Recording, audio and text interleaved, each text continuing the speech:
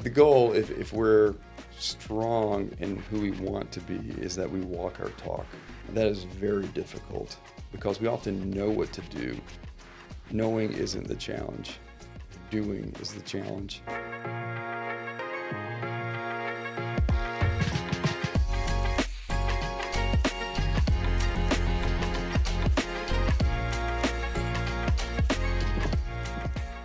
Hey guys, Wally, Libieri. All right, so what is 24/7 mindset? Most times when you hear 24/7, you're thinking what? 24 hours a day, 7 days a week, just grinding, hustling. I learned over time a 24-year career in mortgage and multiple other businesses that I own is, unfortunately, you'll get burnt out.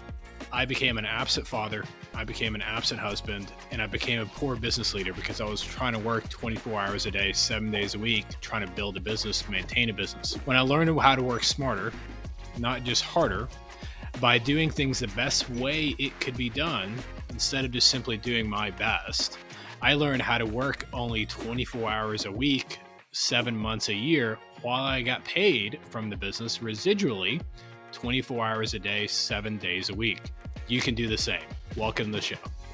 Hey guys, Wally, Libieri here. First of all, thank you for being part of our 24/7 mindset community. At the end of the day, this is the next chapter of my world, and being in mortgage now 25 years, I get so much fulfillment, and you're giving to me so much by allowing me to pour into you. So today is a very special day for me because there's a handful of men that have been brave enough to be honest with me, and there's a handful of men that have been brave enough to stand up to me, and there's a handful of men that have always spoken truth to me.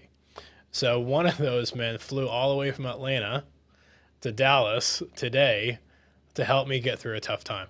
So thank you, John. Glad to be here.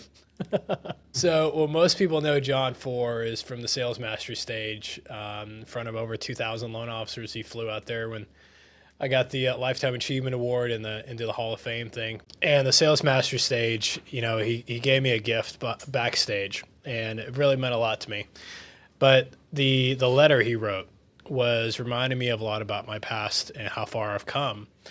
But one thing that we talked about today, and he flew out here from Atlanta to really kind of pour into me, you go through different challenges as a man or as a professional or this as a success. And one thing that I'm going on the spiritual journey of rededicating my life to Christ, refocusing on my future, and refocusing on being a better leader for my wife and my kids, better steward, new word I learned today, steward of my money and my wealth.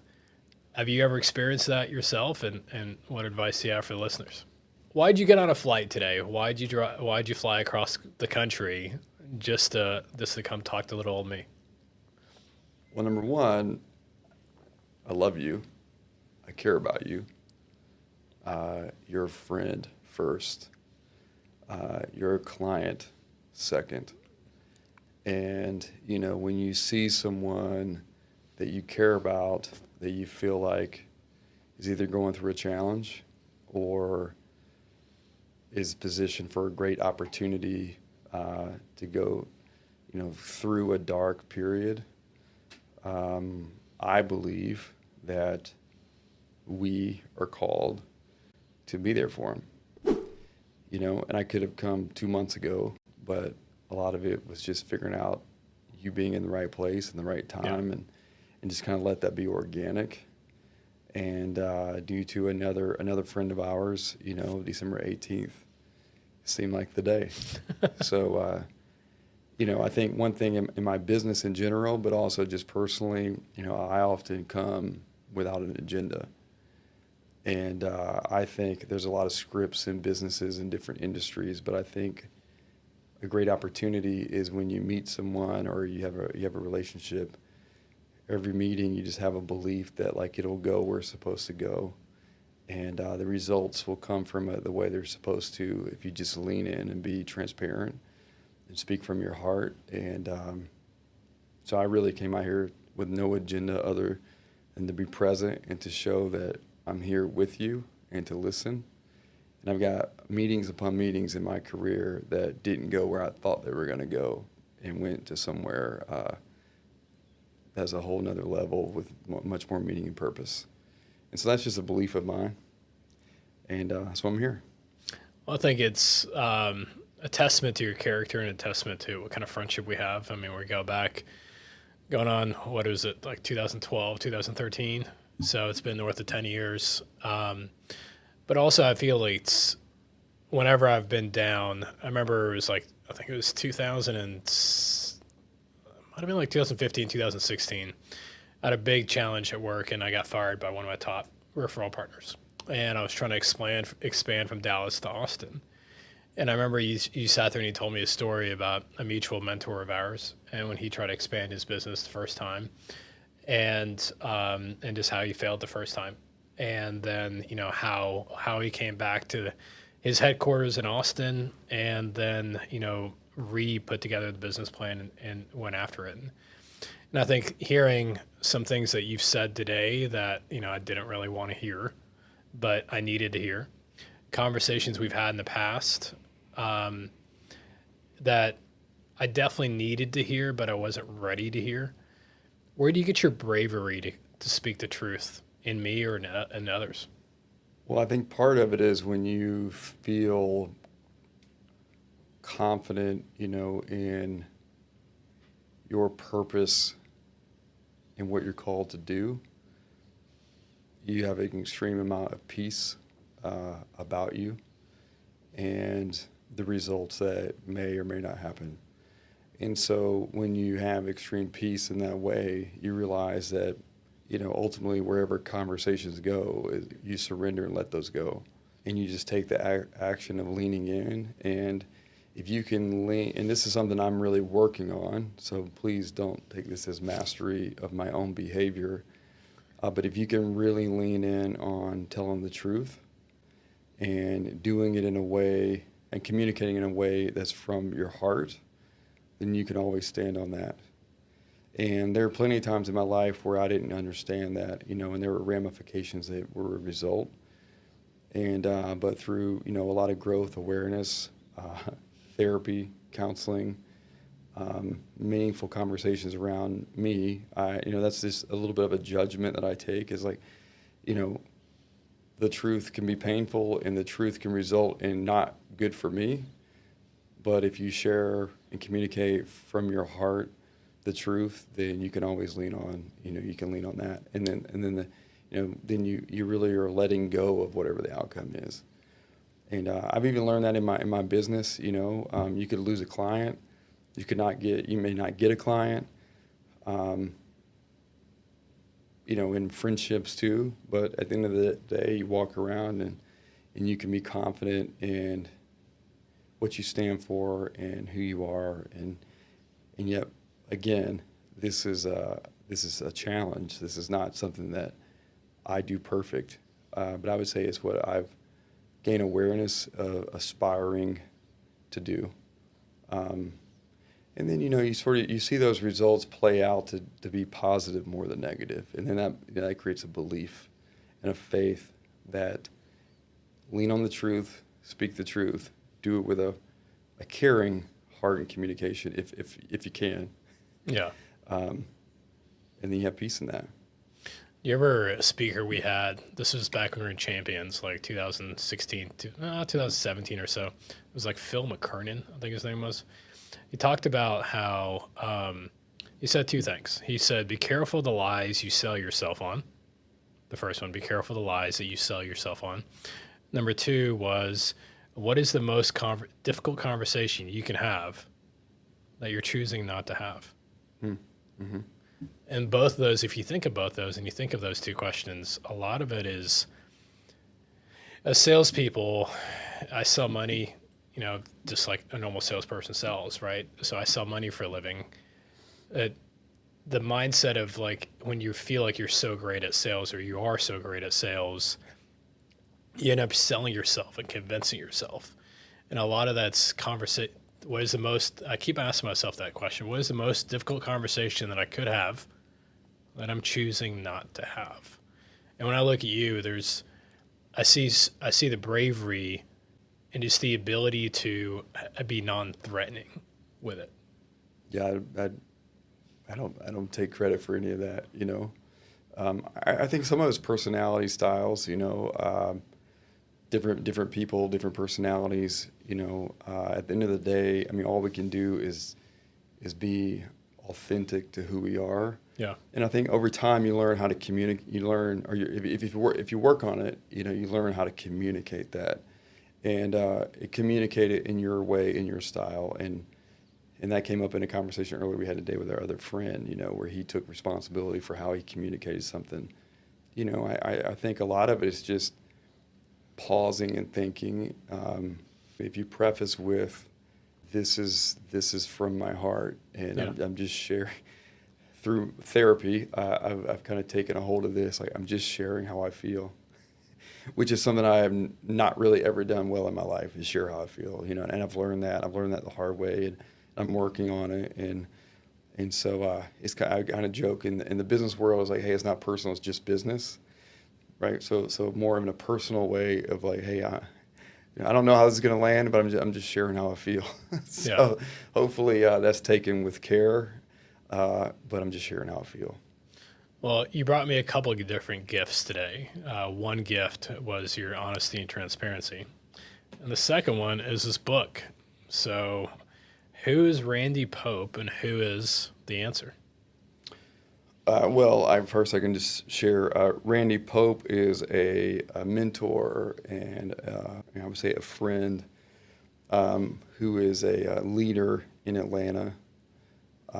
And he's a leader of a church, or was a leader of a church, Perimeter Church. But my relationship with him is much more through his discipleship and him investing in other men mainly, and then some of them investing in me. And so he's been a great mentor of mine. The goal, if we're strong in who we want to be, is that we walk our talk. That is very difficult because we often know what to do. Knowing isn't the challenge. Doing is the challenge. But I aspire to be, to use aspire. Yeah, That's okay. aspire I'm okay words. if you use aspire. I aspire to be someone that people consider walks their talk. I'm going to come back to Randy. But the most important people that really matter, that believe I'm walking my talk, is my wife, Carrie, and my 3 children. Because a lot of people outside your home think you walk your talk because they only see what you want them to see. So that's a little bit of a gauge, and I'm always working on that too, of walking my talk, and again, failing probably more than succeeding. Back to Randy, I believe Randy is someone who has walked his talk in his relationship with Jesus, in his belief and faith, and as a leader, as well as anyone I've ever known. And so just identifying that and his impact on me, he's a special person in my life. Yeah. I'll definitely look forward to reading next time in Atlanta. If you can set up a coffee, it'd be good to meet him. Yeah, now the name of his book is The Answer, and it says putting an end to the search of life satisfaction, or I'm going to say it correctly, putting an end to the search for life satisfaction. So I think we'll just leave it there, and people can choose to read it if they want. Yeah. So you said you talked about your family. Tell us a little bit about them, because one of my funniest stories was when I think you're at work, but I was at your house and or you're out somewhere, and I was at your house with your wife and kids, and we're watching a baseball game, and you were on the way back, but I was just a curious question. There was a thing on TV that said RBI, and I asked his son, "What's RBI stand for?" And he looked at me like I had 2 heads. Of course. Who wouldn't? So what's your relationship like with your kids? Oh, well, so my oldest is 10 years old, my son Jack, and they have 2 girls. Anna is 8 and Sailor is 5. And,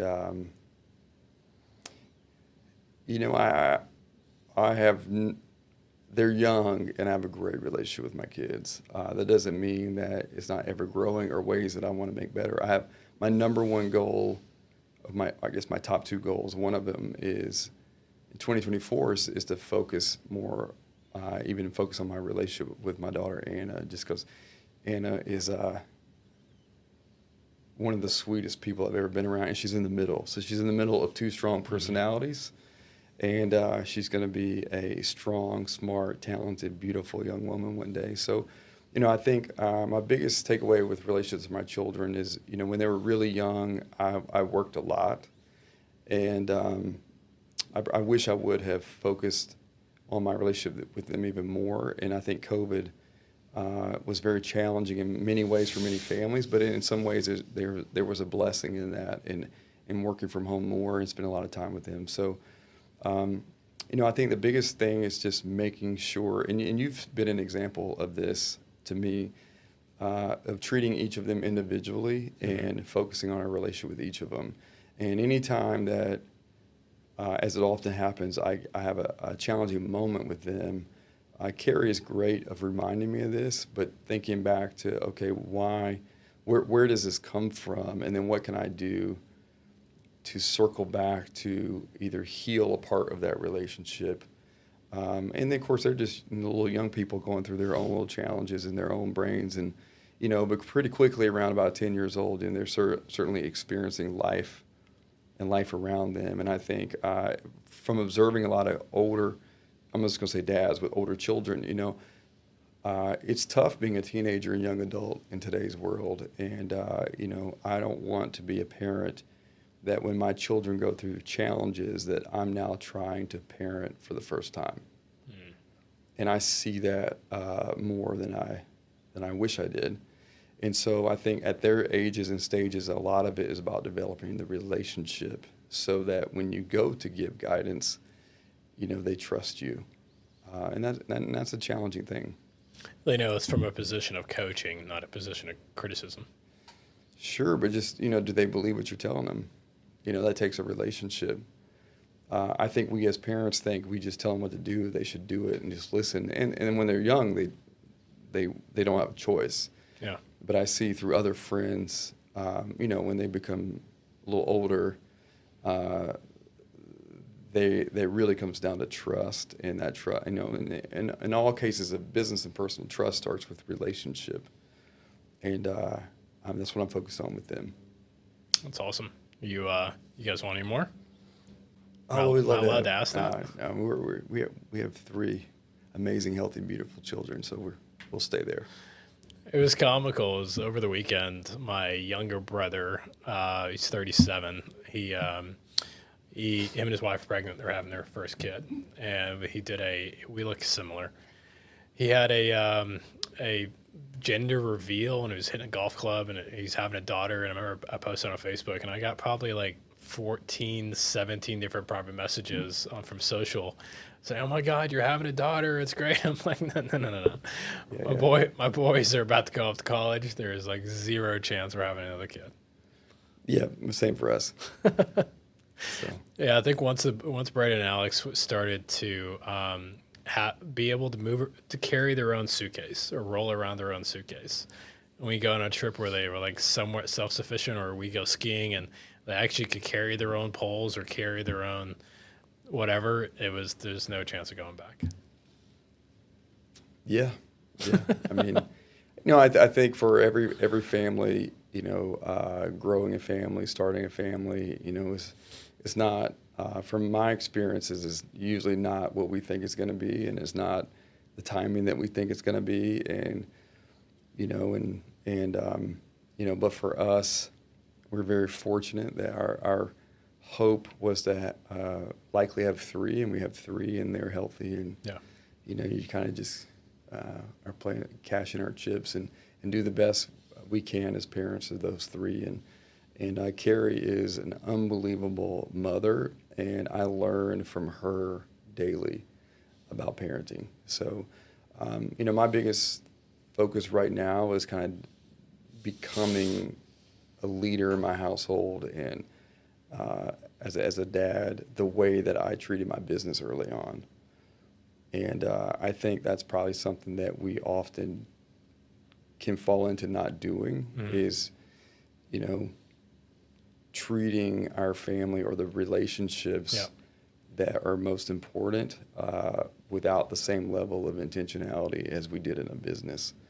And I certainly made that mistake. And I'm just grateful that I'm aware of it, and it's still a challenge, but I'm at least aware. Somebody challenged me once and said, your biggest realtor, your biggest referral partner you have right now. What if you treated your wife like you treat your biggest referral partner right now? What's our big? If it's a Saturday afternoon and our biggest referral partner calls us, what are we doing? Dropping everything to take that call. We're going the extra mile of communication. We're patient. And then you realize, like, am I being patient with my wife? Am I being patient with my kids? And I mean, I definitely struggled with that when they were younger, for sure. We had a big shift in our family this weekend, and I hope Nikki doesn't kill me for saying this, but we're driving back from lunch with our boys, and I've become the more lenient parent. I've become the easier to get a yes out of parent. And then also they labeled me as the more patient parent. So I saw a big shift in me probably about 3 years ago. And it was Alex, my youngest. He's 16 now. He's 13 at the time. And he messed something up. And I sat down and I was kind of talking through with it. And Alex goes, he said, he gave me a great compliment. He said, Dad, when we were younger, when I do something wrong, you would just yell at me. Now you actually sit down and dissect it with me and you coach me. And I think for a parent, I realized that once they were teenagers, and 12, 13, 14, they stopped doing what I say to do and they started doing what they watch me do. And I realized my words were not as powerful anymore with my kids. And my actions, if I was patient, if I was a good listener, if I showed that I cared, then they would be a good listener. They would show that I cared and they'd be more patient.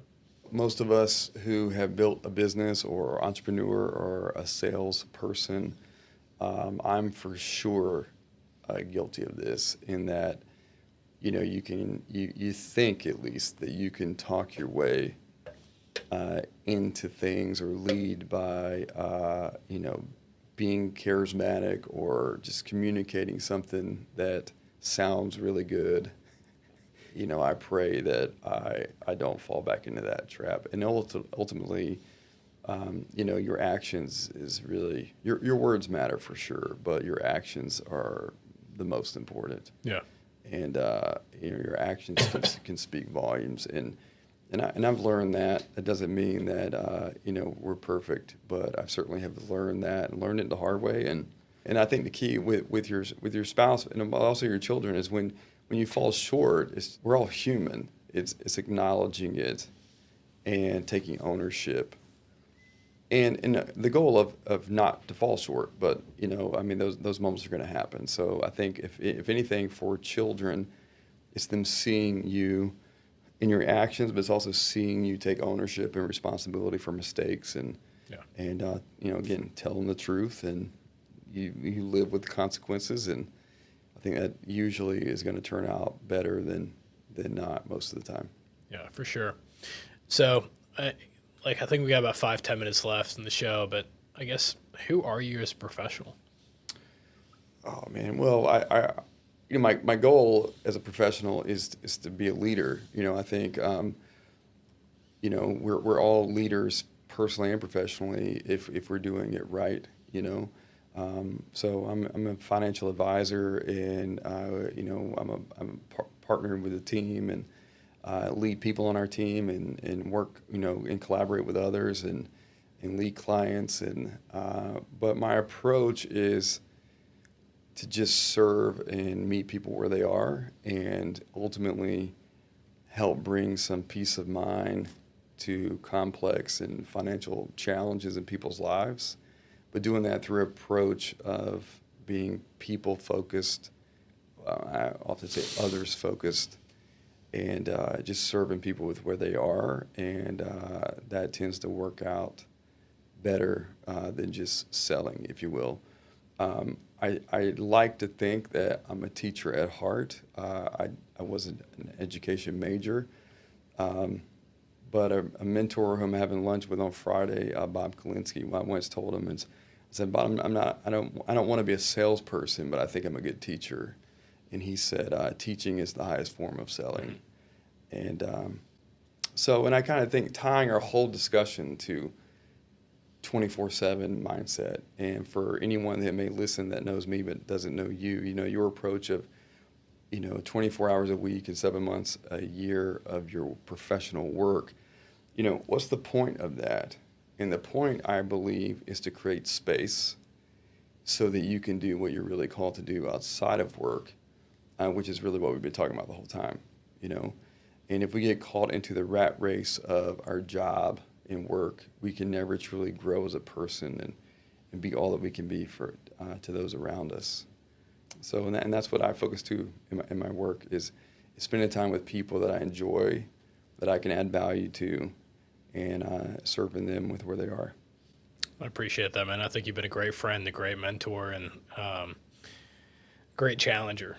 I think, which squirrel moment. I'm going to send you my Enneagram notes. I'm an 8, and he thinks I'm a 3. Like, what are we doing here? But here, we're on camera. So vocalize, why do you think I'm a 3 and not an 8? Well, so he's all red. We right have now. Another 30 minutes. Well, first of all, I'm a 3. So you just want me to be like you? No, I see your weaknesses because they're mine as well. And I'm married to an 8, and I do a lot of business with 8s.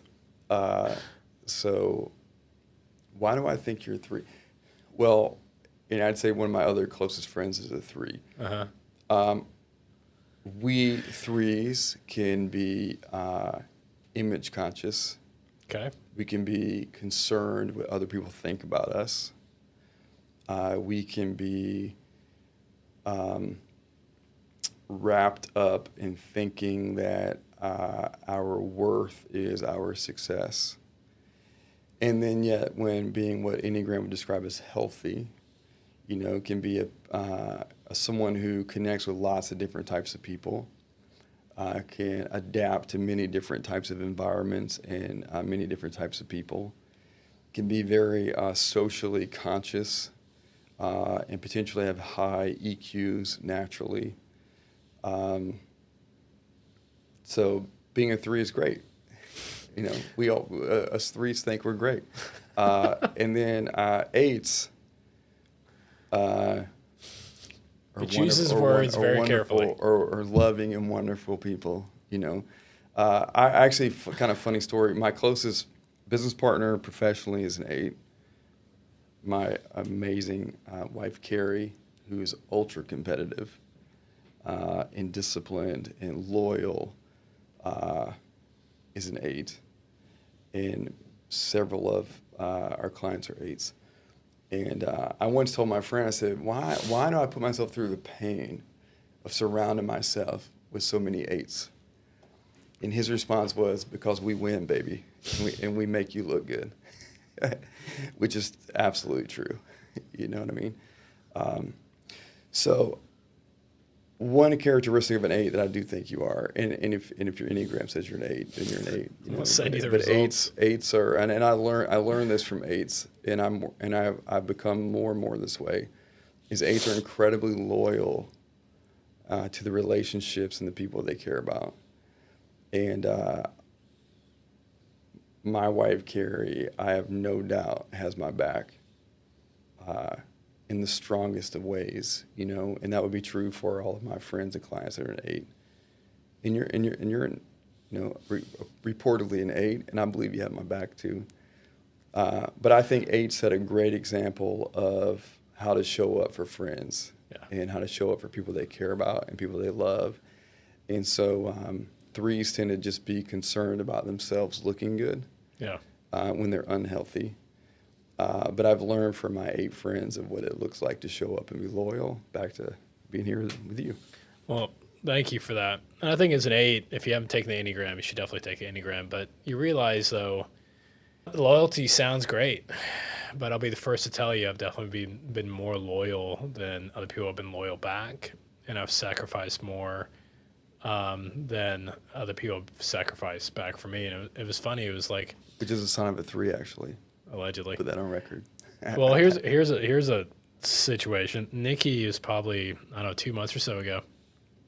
I was making the comment around, I put my family forward, put my family front, family, best thing for the family decision. And she goes, Yeah, you do that unless it's about your business, unless it's about your team. And I said, what do you mean by that? She goes, if you had to choose between disappointing your family or disappointing your team, you would choose disappointing your family over disappointing your team.